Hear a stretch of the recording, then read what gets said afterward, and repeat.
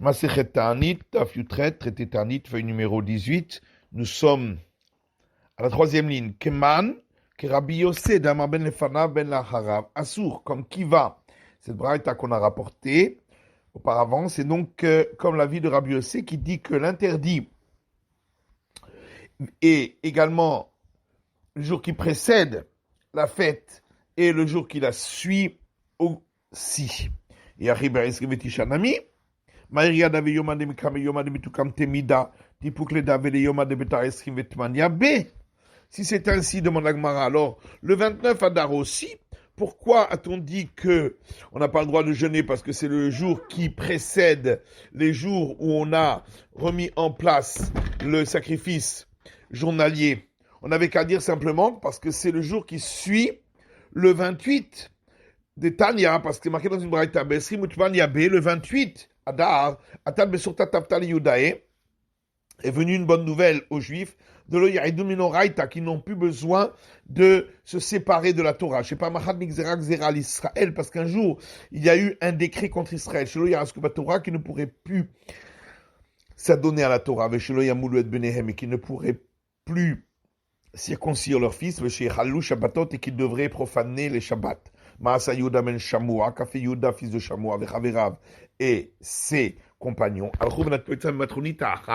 Ils sont allés demander conseil à une grande dame chez Kol Gedolé Romi Metsuin Etzla, que tous les grands de Rome se trouvaient chez elle. Amra Lahem, elle leur a dit, Amdou ve'avginu belayla, allez, tenez-vous debout et manifester la nuit. Ils sont allés, ils ont manifesté la nuit. Amrou Ishamaim, ils ont dit, n'est-ce pas, au ciel, Lo Achim Anachnu, ne sommes-nous pas des frères? Lo Bene Avechad Anachnu, ne sommes-nous pas fils d'un même père? Lo Bene Emechad Anachnu, ne sommes-nous pas fils d'une même mère? Manishtaninu Mikoluma Velashon.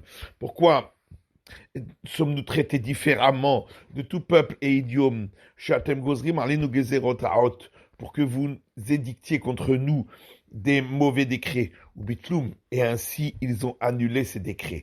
Votre Yom c'est Yom Tov, et ce jour-là, ils l'ont fait un jour de fête. Abaye dit, on a besoin de ce qui est écrit dans la Braïta, dans le cas où le mois de Hadar compte un jour de plus, pour rajouter le 30 Hadar, qu'on n'aura pas le droit de jeûner, parce qu'il est la veille du premier Nissan, jour où on a rétabli le sacrifice quotidien. Ravashi dit,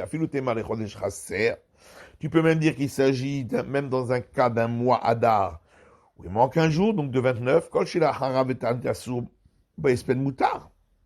cependant, tous les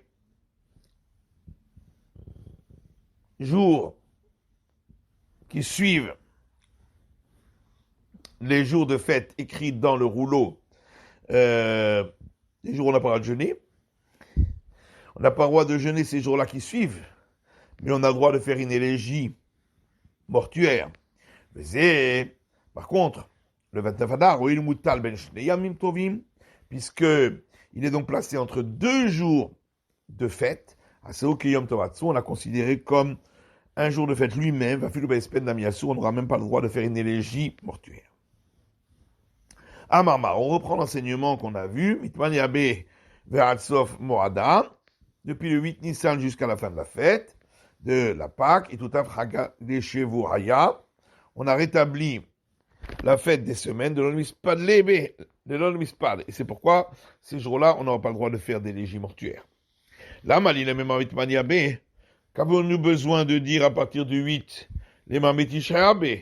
On aurait pu dire à partir du 9, puisque le 8 déjà c'est interdit d'avoir les Yoma de Tukam Betemida, puisque ça fait partie des jours où on a rétabli le sacrifice journalier.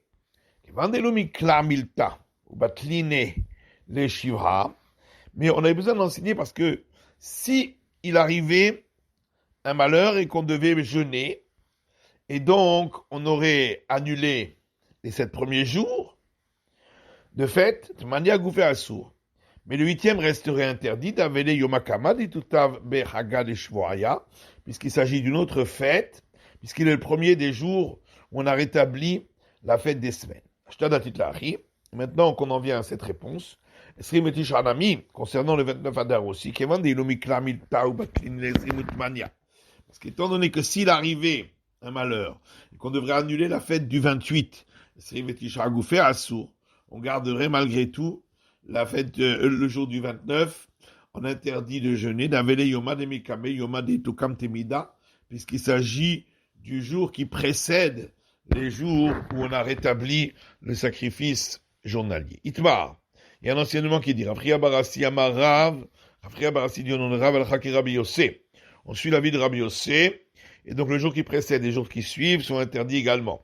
Shmuel Amar al-Chaki Rabbi Meir, alors que Shmuel lui dit, la règle suit Rabbi Meir, et donc c'est seulement le jour qui précède où c'est interdit. Mais Amar Shmuel Achi, est-ce que vraiment Shmuel dit cela? Va Tanya, pourtant, il y a une braïta qui dit Rabban Shimon Gamliel Omer. Rabban Shimon Gamliel dit, Umatamud lomar behon shte peramim. Pourquoi, dans cette braïta du rouleau des jeunes, il est dit par deux fois, on répète le terme en eux, qu'en eux on n'aura pas le droit de jeûner, on n'aura pas le droit de faire d'élégies funèbres. Pour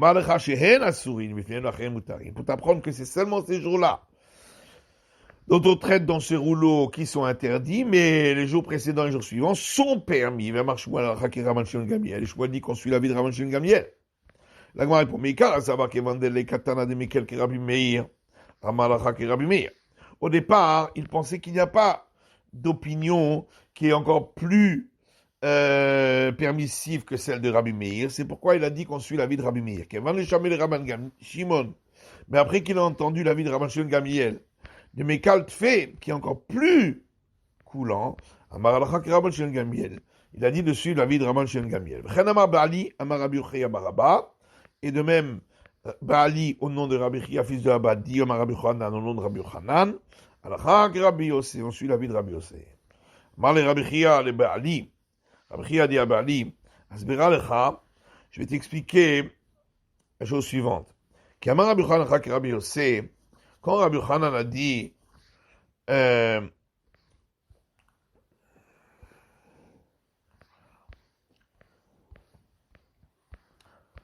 on suit l'avis de Rabbi Yossé, c'est seulement sur l'interdiction de jeûner, mais pas pour l'interdiction de faire des élégies funéraires. Est-ce que Rabbi Yochanan a pu dire une chose pareille? Pourtant, Rabbi Yochanan dit toujours qu'on suit l'avis d'une Mishnah qui est enseignée sans précision d'auteur. Or, la Mishnah dit, bien qu'on ait dit que on a le droit de lire le rouleau d'Esther les jours précédents, mais pas les jours d'après ceux qui sont écrits dans le rouleau d'Esther. Ces jours précédents où on lit le rouleau d'Esther, on aura le droit, même pour ceux qui lisent des jours précédents, de faire des élégies funéraires et des jeûnes. Et maintenant, de quoi parlons-nous? Il est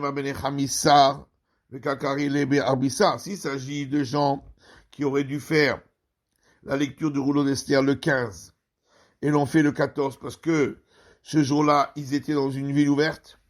Oui, charré. Est-ce qu'on aurait le droit de faire des jeûnes et élégies funéraires ce jour-là? Pourtant, il est écrit dans le rouleau les jours où on n'a pas le droit de jeûner. Yom Arba Asarbo, Yom Chamisha Asarbo. Le jour du 15 Adar et le jour du 14 Adar et le jour du 15 Adar. Yemé Puriyainun, ce sont les jours de Purim. De l'Olympisped Behon. Et on n'a pas le droit de faire l'élégie funéraire ce jour-là. Rava et Ravadi, on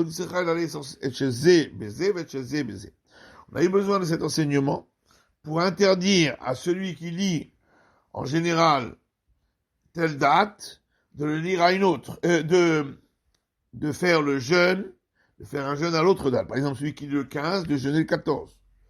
Ou celui qui lit le 14, de jeûner le 15. Donc on parle forcément ici des gens du 14 qui doivent lire le 14 et qui lisent le 13 parce qu'ils sont dans un village et que le 13 est le jour de réunion. Yom Nicanor, mais de toute façon, le 13, on n'a pas le droit de jeûner parce que c'est le jour de Nicanor. Il faut dire que c'est les gens qui devraient lire le 14 parce qu'ils sont dans des villes ouvertes, et ils lisent le 12 parce qu'ils sont dans des villages, et c'est le jour de la réunion, comme on verra. Alors la Gemara dit Yom Turianusu. De toute façon, le 12 c'est aussi un jour de fête, donc de toute façon on n'a pas le droit de faire de jeûne, parce que c'est le jour de Turianus. Et la lame de Kakaou les Bechadissa. Donc forcément, il faut dire qu'ils ont lu le 11, parce que c'était le jour de la réunion. Et donc les gens du village ont le droit. Et on voit que ce jour-là, on a le droit de faire une élégie funéraire et un jeûne. Donc on voit bien que le jour qui précède un jour de fête, on a le droit de faire un jeûne et une élégie funéraire. On parle de gens qui doivent le 14 et lisent le 12. Ah, tu vas dire, mais le 12, de toute façon, c'est le jour de Turianus.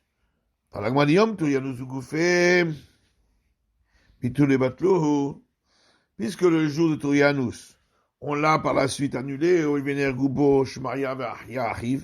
que ce jour-là ont été assassinés Shmaria et Achia, son frère. Ram Nachman, Gazar, Ta'anita, Mitresa. Comme une fois, Ram Nachman a institué un jour de jeûne, le 12 Adar, pour les Rabbanan, Yom Turianus. Et les sages nous ont dit, mais c'est le jour de Turianus. Amalo Yom Turianus, Goufé Mitule Batluhu. Et il leur a dit, le jour de Turianus, lui-même, cette fête-là a été annulée. Oui, parce qu'on était assassinés ce jour-là, Shmaria et son frère. Oui, mais c'est quand même le jour qui précède le jour de Nicanor.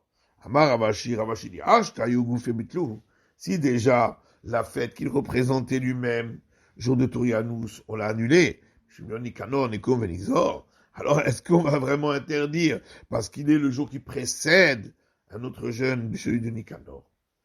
Maï Nicanor ou Maï Turianus? Qu'est-ce que c'est Nicanor qui a donné lieu à un jour de fête et Turianus qui a aussi donné lieu à un jour de fête? Tania, c'est marqué dans une braïta.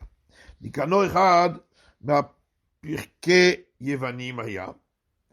Nicanor faisait partie des princes, des gouverneurs grecs. Et chaque jour, il levait sa main et la faisait tournoyer dans la direction de Juda et Jérusalem. Vomer, il disait, quand est-ce que celle-ci, Jérusalem, tombera entre mes mains et je l'écraserai? Lorsque la dynastie des Asmonéens s'est renforcée et a gagné, on a coupé les pouces et gros orteils de cet homme, Turianus, et on les a suspendus aux portes de Jérusalem. Ils ont dit, la bouche qui parlait avec orgueil, et les mains qui tournoyaient contre Jérusalem, que à présent la vengeance soit faite contre ses membres. Maï Turianus.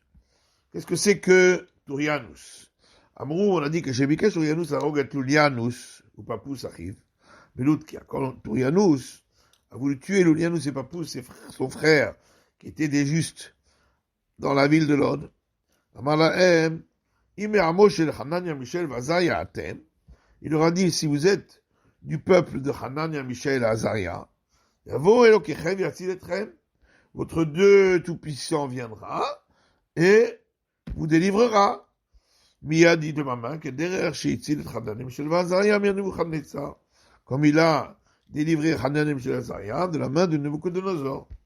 Amoulo Hanania, Michaël Azaria, Tzadikim Gmorim Ayu. Ils lui ont dit, Hanan et Michel Azaria étaient des justes complets. Roim Ayu Lasot Lahem Nes. Ils méritaient donc qu'un miracle leur soit fait. Nebuchadnezzar Melech Hagunaya. Nabucodonosor était un roi de bonne conduite. Verra où il a Asot Nes Aliado. Il méritait qu'on fasse un miracle par sa main. Autour Racha, idiotu. Par contre, ce mécréant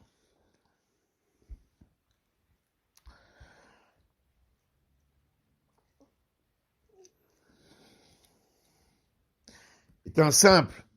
C'est même pas un roi. Il ne mérite pas qu'on lui fasse un miracle par sa main. En plus, nous avons déjà été, le décret de sanction a déjà été prononcé contre nous et d'être détruit devant l'Éternel. Et même si toi tu ne nous tues pas, le service il a beaucoup de gens pour assassiner. Il a également beaucoup d'ours et de lions dans la nature. Le Makom, donc le créateur, Bolamo dans son monde. Chez Pogrim Banu, ils peuvent nous attaquer, Vorgim Otanu, et nous tuer. Là, nous savons que je vais seulement le samedi soit-il ne m'a pas remis entre tes mains. Et là, j'attends parades, amen, pour te dire seulement que si tu touches contre nous, l'Éternel vengera notre sang. Falpiken Argan Miyad. Et malgré tout, il les a tués immédiatement. Amoulo Zazumi Sham Diupli, Meromi. Alors, on a dit que on n'a pas bougé de là, qui est venu 2 aigles de Rome, Patsouet Mocho Begizrin, et lui ont fracassé sa cervelle avec des grosses branches d'arbres. On a vu dans la Mishnah qu'on ne peut édicter un jeûne public au départ le jeudi. Également qu'on ne peut pas édicter un jeûne le jour de Néoménie. Etc. Ce qu'on appelle de commencer un jeûne. Ravachama Shalosh. Ravacha dit, c'est si on a déjà fait 3 jeûnes. Jusqu'à 3 jeûnes. Rabbi Yassir dit, Rabbi Yassir Marachat, même un jeûne, déjà un début. Alors que Ravacha dit, seulement si on a fait 3 jeûnes. Et là, quand on a fait un début, on a vu que si on a déjà fait un début, il faut continuer. Ma Rabbi Yuda, Marav, Rabbi Daniel, Ravzou, Divrei Rabbi Meir. C'est David Rabbi Meir, Shamar Mishum Rabban Gamliel. Enseignement qu'il a donné au nom de Rabban Gamliel. Aval, Chachamim, Obrim, mais les sages, eux disent, Itane ou Mashlim, que même si, on a décrété un jeûne, eh bien, il doit le terminer, même si ça tombe un jour de ces fêtes-là, il devra jeûner et le terminer. Darash Bazoutra Mishmei de Ravuna, Bazoutra enseignant de Ravuna. La règle est effectivement qu'il commence le jeûne et le termine. Matit Timisha suivant. C'est un Tarniotelu, Amou Baravira Rishona. L'ordre de ces jeûnes, dont on a parlé, c'est seulement lorsque les premières pluies ne viennent pas. Valtzmachim, chez Chanou, mais si les pousses ont poussé, mais de manière anormale, on se met à pousser des cris et des sons immédiatement. De même si les pluies se sont arrêtées, ben Geshem, le Geshem, entre 2 fortes pluies, pendant 40 jours,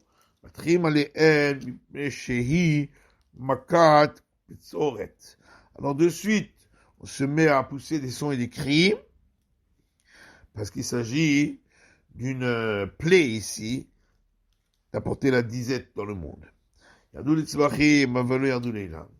Si les pluies sont tombées, mais uniquement pour les pousses qui sont au sol, mais pas pour les arbres, pas suffisamment, les ilam le tzvachim, ou l'inverse, sont tombés pour faire du bien à l'arbre, mais pas forcément pour faire du bien aux plantes, les évelazés, ou bien si les pluies sont tombées pour les deux, valo les borot sichil maharot, mais pas suffisant pour qu'elles remplissent, pour qu'on remplisse avec les citernes, les fossés et les cavernes, immédiatement, on se met à pousser de grands cris et des sons de bélier. De même si c'est une ville entière sur laquelle les pluies ne sont pas tombées. Comme il est écrit, je ferai tomber la pluie sur une ville et sur l'autre ville, je ne ferai pas tomber de pluie. Car une partie de la ville recevra la pluie et pas le reste. C'est la fin de l'étude du Daf Yutret, de la feuille numéro 18.